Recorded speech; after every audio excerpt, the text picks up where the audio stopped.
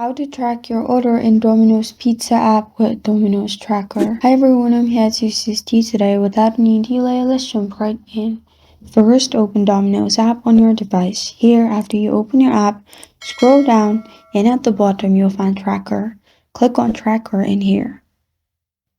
After you click on Tracker in here, enter your phone number, which is your tracking number. After you have added your number, press on Track Your Order.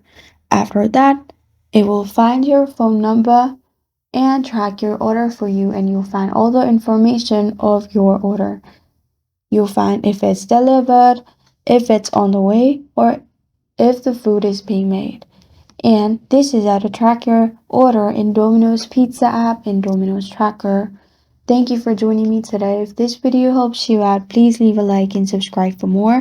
Got a question or want to suggest a topic? Comment below. Thank you for watching.